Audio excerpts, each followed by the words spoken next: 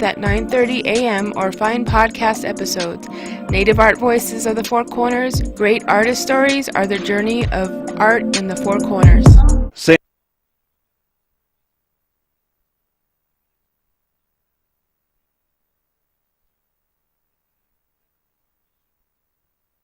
San Juan Regional Medical Center is your community hospital, committed to making life better for the communities we are privileged to serve. In fact, better is our mission, improving lives through personalized health and care.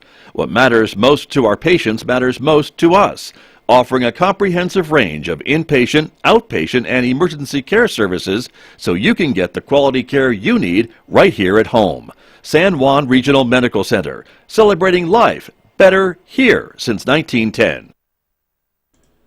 KSJE is supported by the Farmington Museum. What if you could jump into the world of wild kratts and swing through the trees like a monkey, or hunt like a dragonfish? Now you can. Wild Kratts, Creature Power, and Ocean Adventure Museum Exhibit, opening September 24th through January 7th at the Farmington Museum. Tickets at farmingtonmuseum.org.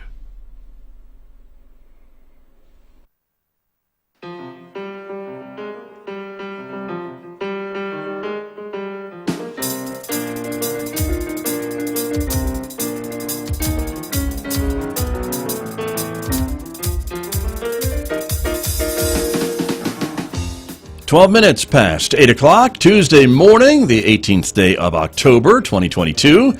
Good morning, everyone. I'm Scott Michlin, and thank you for tuning in to KSJE 90.9 FM over the air here in San Juan County, 103.3 FM broadcasting to the Durango, Colorado area, and, of course, everywhere else on the planet. You can listen to us right from our website, ksje.com, or ask your smart speaker to play KSJE. Welcome aboard, everyone. We're also welcoming our viewers who are watching this community-supported visual radio program. The video is streaming out live this morning to the KSJE Facebook page, our YouTube channel, and our Twitter account. So we're glad that you are with us this morning, everyone, because coming up, we are going on the road in the next few moments. We're heading out to the Farmington Civic Center to check on rehearsals for the upcoming production of Sweeney Todd, which opens this Thursday. I'll be speaking with Civic Center Supervisor Randy West about the production of Sweeney Todd. That begins in the next few moments right here on KSJE, so stay right where you are. And if you're not watching on a video source, you should probably get to one, because it's a pretty cool program being out on the road from location at the Farmington Civic Center. Later on this hour, back in the studio, talking with Amber Francisco from the Farmington Regional Animal Shelter. Amber will be talking to us about some of the pets available for adoption this week from the shelter, so be sure to join us for that at 8:50 a.m. this morning. Next hour, Mick Hess will take us roving with the arts, and Mick is featuring two composers on the program today, Ralph Vaughan Williams and also Alma Mahler-Warfel. That's coming up today. Roving with the Arts at 9:06 on KSJE. Don't forget, you can also check us out on our Instagram page, in addition to Facebook and YouTube and Twitter. And if you're a podcast person, you can subscribe to KSJE Podcasts wherever you listen to podcasts. You can check them out on iTunes, Spotify, and iHeart, Google Podcasts, and Pandora. The list goes on and on. Outside our studios here at San Juan College, here's a look at our campus just a few moments ago. Temperature 39 degrees at the moment. Mornings are definitely getting cooler. It feels like 37 because the winds are coming just about 6 miles per hour, but it chills it just a little bit more this morning. But beautiful sunshine. Looks to be a bright, sunny fall day ahead, with the forecast calling for a mostly sunny day today with highs of 66. Clear skies overnight tonight with a low of 40 degrees. A bit warmer tomorrow with mostly sunny skies and a high near 70 degrees. That's on Wednesday. And, of course, an overnight low near 38 on Wednesday. Let's take a look. 71 for a high on Thursday, 68 on Friday. It's partly sunny skies and a high of 69 on Saturday. And overnight lows actually warming up just a bit from around 40 degrees tonight to near 50 degrees on Saturday.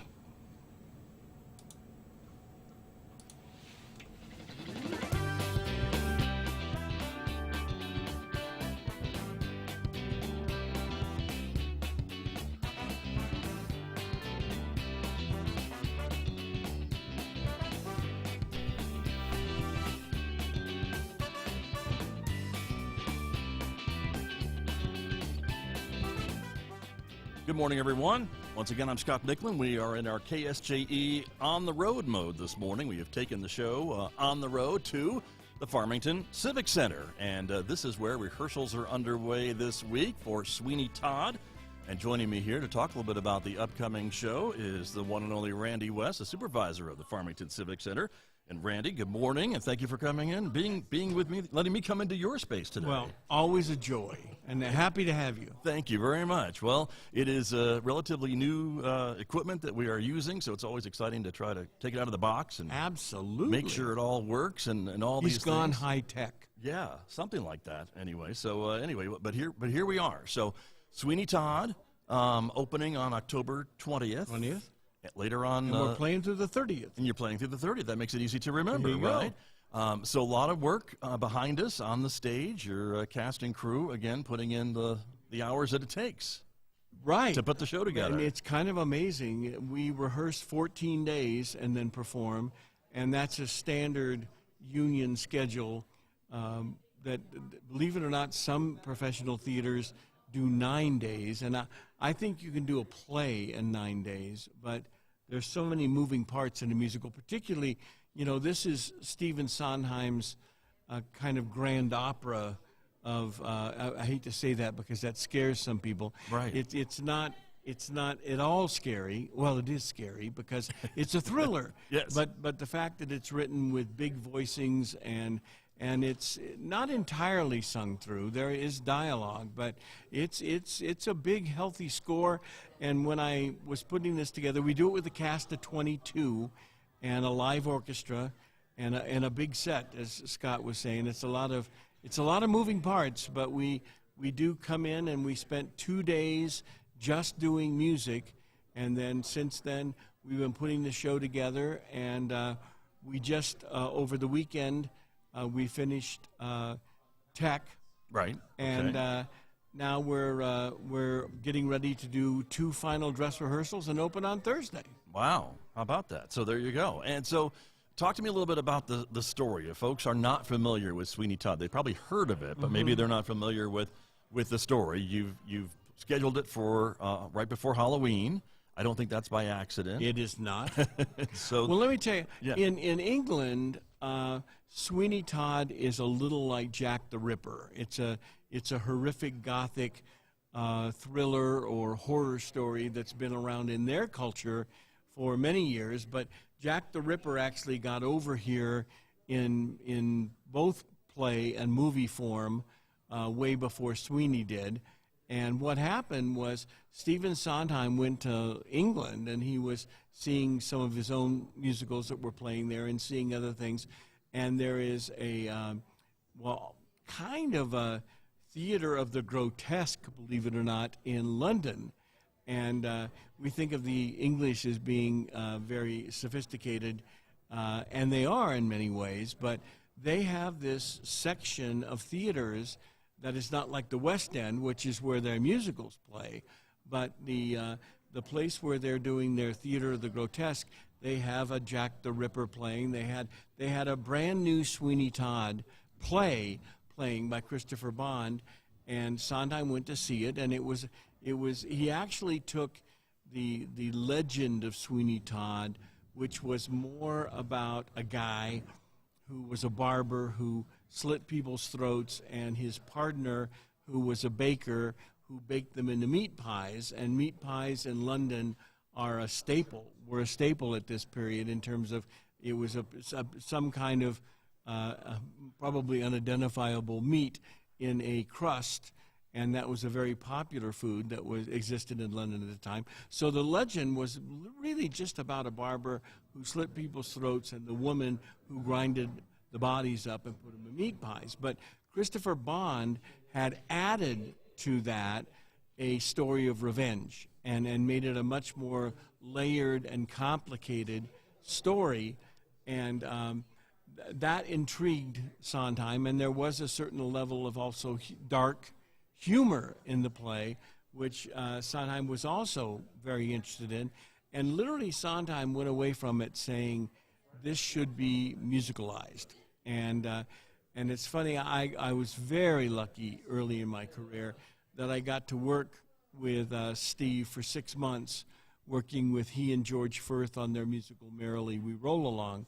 So during that time, I got a chance to ask him about Sweeney, and I was joking about the fact that I'd done Funny Thing Happened on the Way to the Forum, which is a very broad farce that Sondheim wrote very early in his career, and then Sweeney came kind of at the end of the 70s, which was a very sweet spot for Sondheim, where he had Company and Follies and Little Night Music, and then Sweeney Todd. And I said to Sondheim that it was interesting that I felt like I worked very hard as a director to do Forum, because there's so many technically, you need to fill out all this vaudeville stuff, and it's not dictated. You have to create it. And Sweeney Todd is very dictated. I mean, there's everything there. You just have to understand the work, honor the work, and get out of the way. Well, hire terrific people and get out of the way. And Sondheim said to me, you know, that makes perfect sense for me, because when I was writing Forum, I kept being told that what I was writing was too funny, because they felt the book was hysterical and the musical numbers should be a respite from the high jinks of the play. And so Sondheim said I wrote about a musical and a half worth of musical numbers before they found the ones that they wanted and put the show together. He said, but Sweeney Todd came out of me as fast as I could write it. And it mostly came out of me entirely in order. And once I'd written it, there were 2 little song bits that they got rid of and 1 song that they cut down, and that was Sweeney Todd. I mean, when it didn't preview, it literally rehearsed in New York and opened in New York. And he said, so it makes perfect sense to me that Forum was complicated for you because it was complicated for me. And Sweeney Todd, literally, I knew where I was going. I knew the color that I wanted in the music, which is a really interesting score. It has organ music and kind of creepy music, and then it also requires really, really competent singers. It was Angela Lansbury, who we just lost, right, was the original Mrs. Lovett, and Len Cariou, who in his time in New York won 2 Tonys, but was also considered kind of the go-to grand opera big voice. I mean, funny, when they were putting together Sweeney Todd, they were just getting to the point that wireless mics were becoming workable in terms of within your budget. And so they had almost everybody in a wireless mic in Sweeney, and somebody went to Sondheim and said, can you tell the sound mixer to turn Len Cariou's wireless mic down? And he said, well, I could if he was wearing one.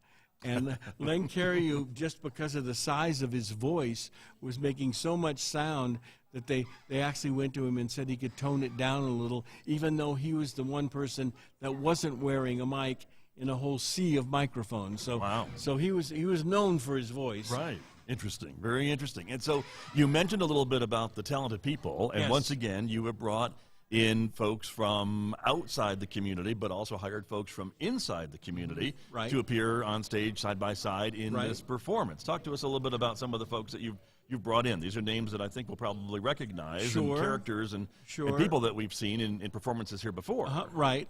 Well, Ann Ranolfson, I brought Ann in my first year here, and she did her concert show, and she worked with local singers and put them into the concert with her, and hopefully some of you saw that.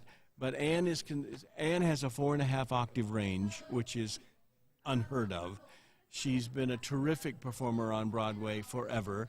She was originally in it was Eponine in the original in one of the casts of Les Mis, in one of its iterations, since it's been running forever. Sure. And then she was in the musical version of Cyrano, and she was in The Three Musketeers, and then she went and she was she was told, ask if she wanted to be the understudy to Julie Andrews in Victor Victoria. And they said, don't worry, Julie Andrews has never missed a performance in her career, so you'll never have to go on. She said, well, as long as I don't have to go on and try to replace Julie Andrews, I'll take the contract. And then that was when Julie Andrews actually developed her vocal problems, right, which she went and she actually had to have surgery. That's right. So Anne went on for quite a period of time in Victor Victoria. So if you can imagine standing in the wings and having him say the role normally played by Julie Andrews, and then having to go on after that. But Anne did, and actually every night Anne performed, she earned a standing ovation by the end of the show, because she's really terrific. And then later they brought on Liza Minnelli, who replaced Julie Andrews, another great voice and well-known Broadway talent. And then Liza Minnelli developed some vocal problems, and so Anne went on for Liza Minnelli. So she went on for two of the biggest giants of Broadway. And then she's here. She's here. And she's here. How about Anne that? Renalson is here. She also, then after that, went on and she became Carlotta in Phantom of the Opera, and she played Carlotta in Phantom, who's the opera singer, in Phantom of the Opera for 5 years. Wow, very good. And so that's one. She's Mrs. Lovett. That's and fun. then James Sacer Right. is playing Sweeney Todd. Yep. I've known James for a lot of years. He's done off-Broadway, and a lot of big known regional theaters. And he was in Houston at Theater Under the Stars doing South Pacific. And he posted on Facebook a review that was a love letter to him and his playing Emile Debec. And so I just wrote, I said, Emile Debec, ... got a Sweeney Todd?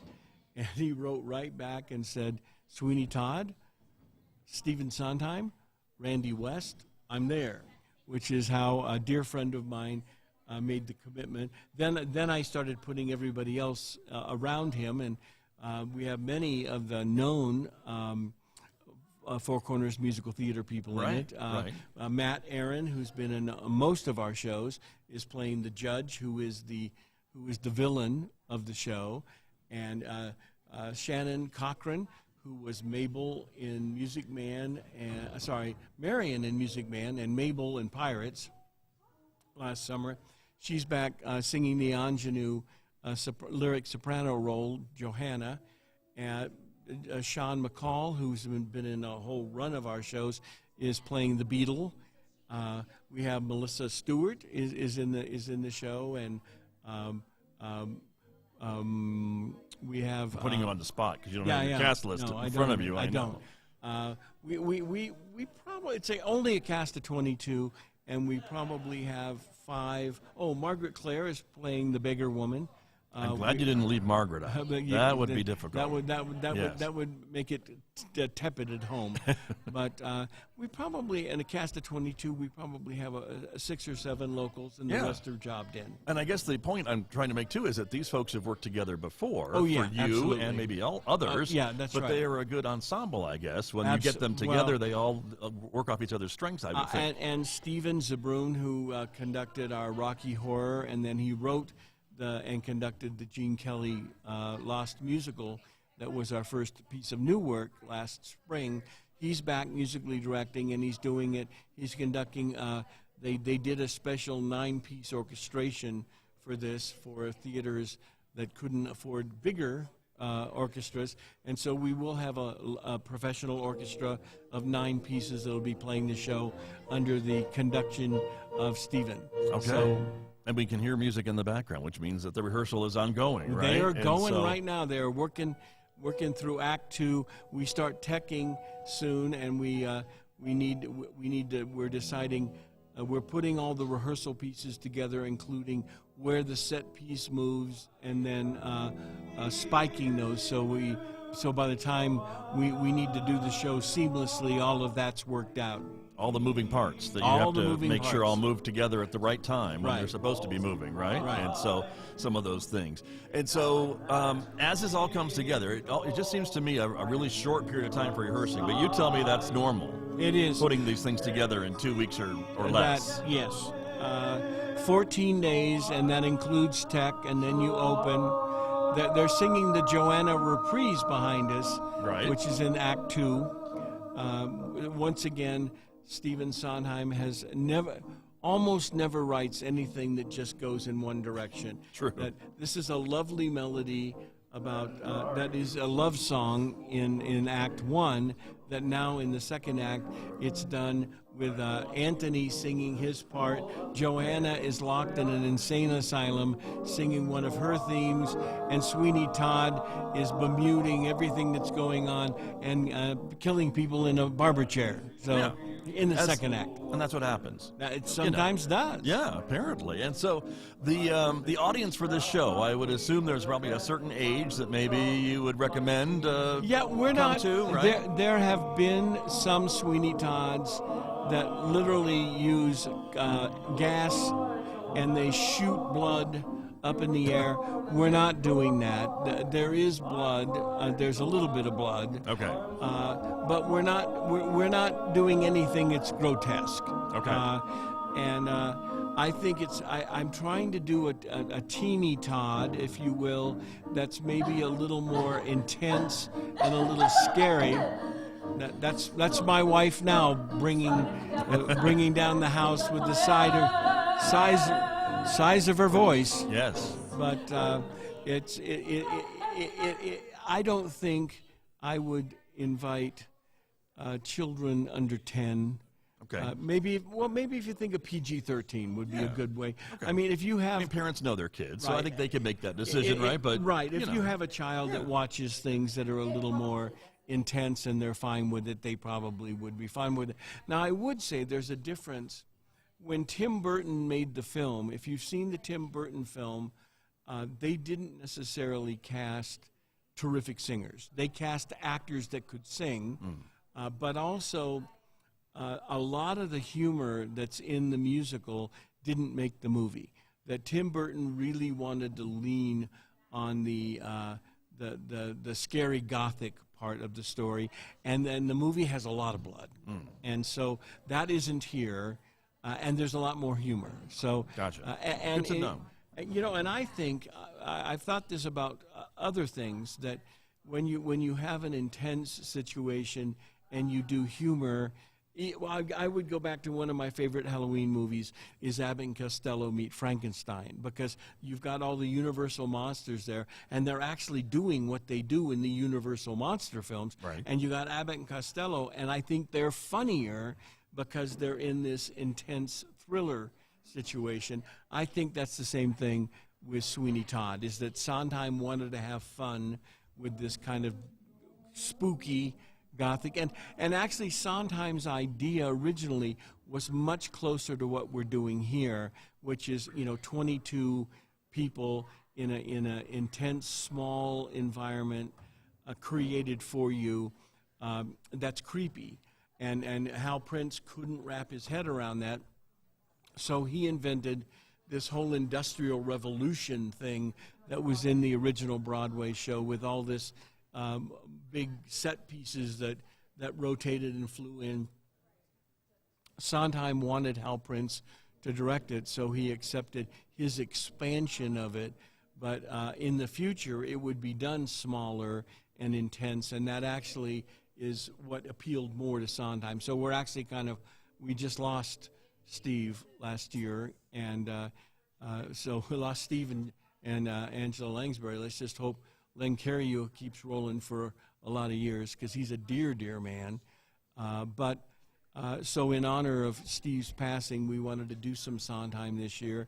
And this is probably, there was no compromise in Sondheim writing this. This was exactly what he wanted to write in the way he wanted to deliver it. And I'll tell you, to have a group like this, the 22 people I'm working with, that had done their homework, they came in ready to bring their A game, and so they're really ready to explore layers, and there's a lot of layers in a Sondheim piece.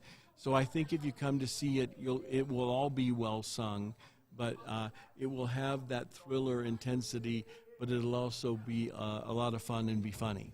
Right.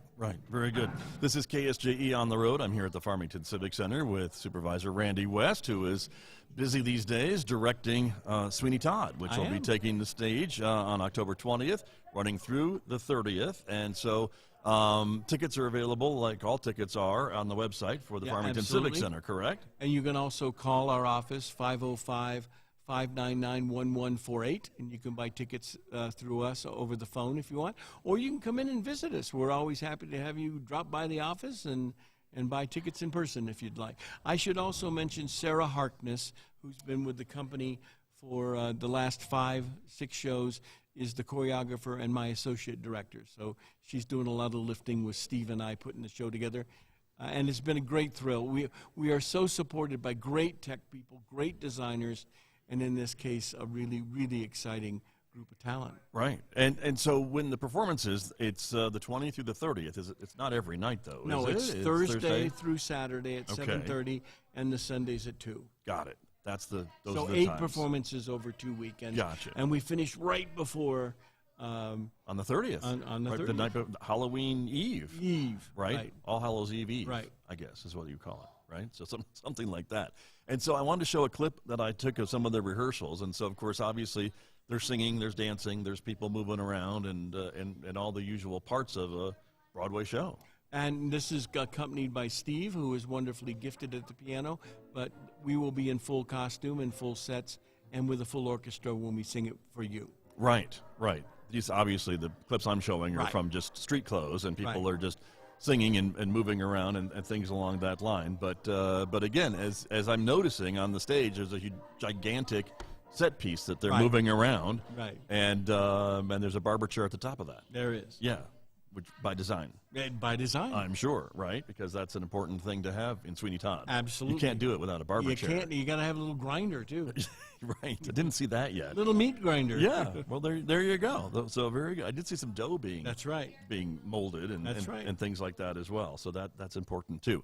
Now, before we run out of time, can you share? Is there anything else coming up this fall that you can tell us about, or is it still under wraps? In November, we've announced that we have the Vienna's Boys Choir is coming in, and they happen to be routed where it was something that was a good buy for us, and I think culturally, I go back to, boy, was it Disney? Somebody did a whole film about the Right. Vienna Boys Choir when I was growing up. Yeah. And I think everybody's known them for years, and they sing a combination of folk song and classical music as well as some modern music, and they are literally a soprano, alto, second soprano, 3-piece harmony voice choir, and Okay. they're internationally known. No kidding. We I mean, also- and there's a standard there, right? That Absolutely, they're worldwide, global. They've always been Yeah. top of their game. Right. And I guess when this is going to play, we can announce that a week from this Monday, we're opening the Toda Theater, Oh yes, that's right. and you're That's helping true. me do that. I am going to help you do that. And yeah. we're doing That's the 24th. 24th of October. It's right? it starts at 6 in the evening. It's first come, first serve. So you just got to get there. The Toda holds 280, and there's a certain amount of seats that are reserved for city people. They'll be opening the building, and then we're doing the premiere of 2 short films. One by Noah McKay, who's known well in the town. He's debuting his film that's called Night of the Vampire. And then Gareth West, another person in town that's know him. near and dear to me. He's placed Tobias in Sweeney Todd. Right. If you follow Gareth around Four Corners Musical Theater. And Gareth is premiering his film, which is called Red Rising, and Gareth plays the Red Power Ranger. And it's about a Red Power Ranger actually kind of growing up, where the Power Rangers had tremendous superhero powers and Zords for a couple of years, and then they get passed over to another set of Power Rangers. And what is it like to kind of not be the Power Rangers anymore and finding your way through life? Gareth had this thought, wrote this film, and it was shot locally.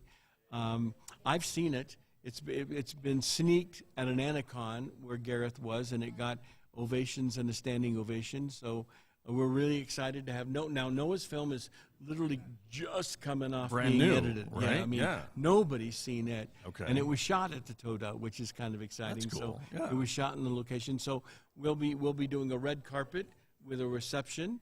And then after the reception, we'll open the theater, and then we'll show both films. There you go. And these are shorter films, or not? Yeah. The Noah's film is, I think about 20 minutes, and Garris is 35. Nice. And, of course, the Tota Theater has a special place in, I think, a lot of people's hearts in Farmington. It's been here for a long time. It's gone through renovation after renovation. Big renovation this time. Right. All the seats, they still look like the old seats, but they're totally renovated. How about that? Yeah. There you go. And I know a lot of behind-the-scenes things that we probably can't see from just sitting in these brand new Right. seats, but a lot It's of technical air-conditioned improvements. now. Well, thank you for that. It's got a total LED lighting system and a new sound system. The county started on it and then passed it to the city, and now the city's getting ready to open it.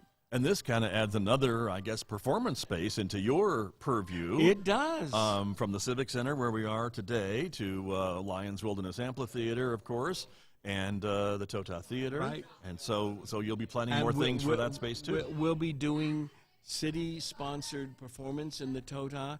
We'll also be doing film festivals. We'll be doing local 5-minute film festivals, New Mexico film festivals, and we'll also be renting it to local people that we hope local theater companies and local choirs will be coming there to do their concerts. There you go. Well, it's perfect for a lot of different things. Absolutely. It's a nice, small, intimate theater that I think with the kind of programming we're looking to do will add a new energy to the downtown. No kidding. Very true. Which has been, we've been waiting for it for a while, so it's good to have. Well, you can see the whole downtown is exploding again in terms of being high energy and a lot of fun. So the opening is, again, next Monday already, the 24th of October. At 6 o'clock, and it'll be over by about 9:30. Okay.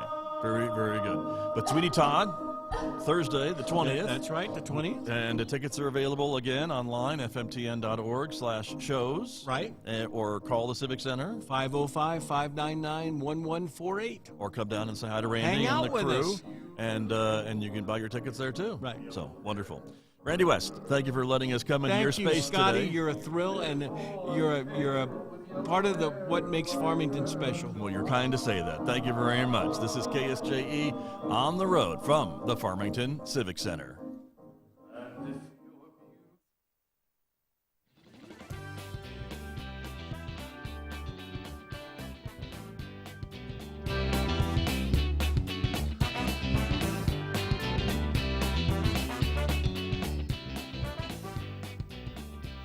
KSJE and San Juan College present the Student Success Coaching Tip of the Week. Week 9, it's all about study. Knowing how to read a textbook, take notes in class, and use the library are all areas that will help you be more successful in the classroom. Setting up specific times in a day or during the week to study primes your brain by creating a routine, and over time, studying actually becomes easier as your brain is trained to learn in these moments. Research shows that having a designated spot for study that is well equipped with every tool you might need is best, as this too primes your brain for studying. Occasionally, college professors will tell you the information that will or won't be on an exam. Listen to them. They're sharing this information with you to save you time so you're not studying the wrong information for hours, and you can focus on the important points. If you're unsure about what to focus on while studying, send your professor a quick email to confirm or speak with him or her after class. The Student Success Coaching Tip of the Week, presented by KSJE and the Student Achievement Center at San Juan College.